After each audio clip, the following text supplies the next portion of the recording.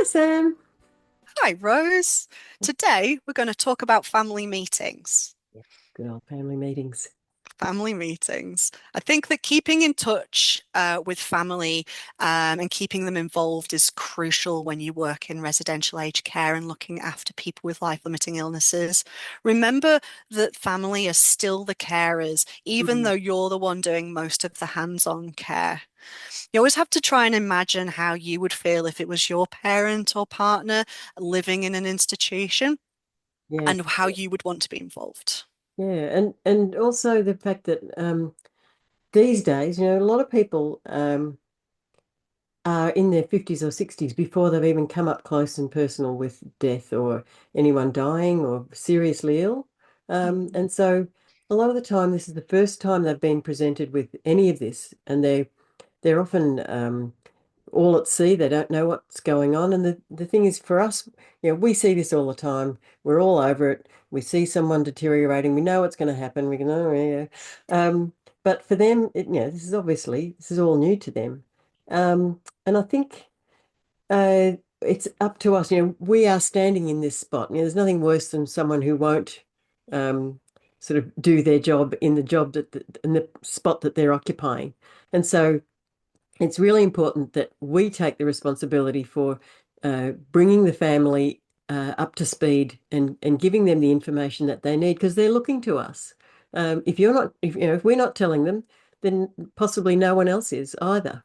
And so, and they could also be saying, well, the nurse didn't say anything, so everything must be okay.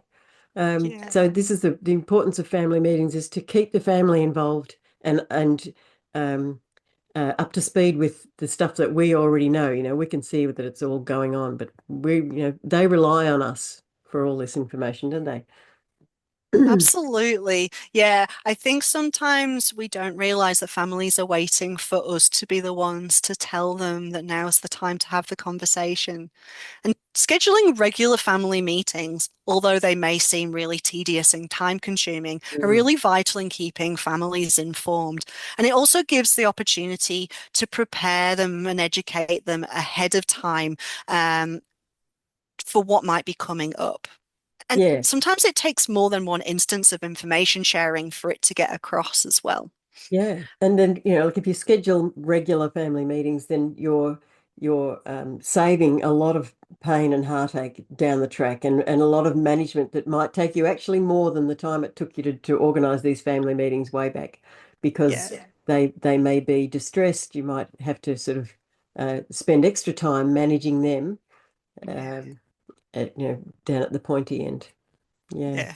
And you're normalizing the process too while you're Mm. doing it, Yeah. which I think is really important because Mm. it's not something that we do often. It's not something culturally we're used to, and it can be quite shocking. So I think Yeah. it's important to normalize the process of talking about death and dying and regularly checking in with the family members too. Mm.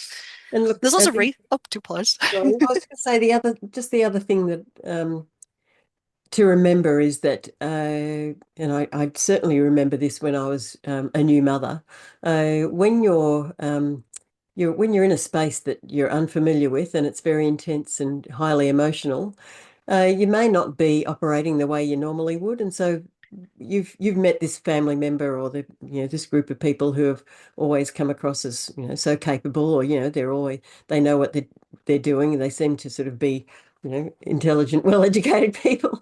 But when you put them in this situation, they can be bereft, and all that knowledge that they had and all the common sense and stuff like that might go out the window. And so just to remember that they might need extra support and don't just assume that they know everything or that they're really understanding. As Sam said, we need to give them, you need to give people a couple of goes at the cherry to sort of to get that. Yeah. Mm. Definitely, definitely. Well said. And don't forget, guys, that there's a lot of resources out there that you can Mm. use. I really like the Palliaged family meeting resources. There are templates that you can use for Know family about that? meetings Yeah. that will pop. I can pop in the show notes as Mm. well for people to look Yeah. at. But it just really helps to sort of put in systems so that you don't feel quite so intimidated if family Mm. meetings is something that you're not too familiar with. Yeah. And I think if you're your facility doesn't have routine family meetings, it's something you could think about, um, taking to management. Because I think yeah, as we've just pointed out, it's really important, and it can save you a whole lot of heartache down the track. Yeah. Definitely. Okay. Yeah. Well, Thanks is that so five much, minutes up, I Rose. think? I think it might be. All right. Thanks, Sam. Thanks for the chat. Yeah. So we hope you've learnt something today. If you have any questions, we encourage you to look further at some of the resources listed in the description for this video. You can go onto the HRPCC website for more help, and you can call or email either of us if you want to have a chat.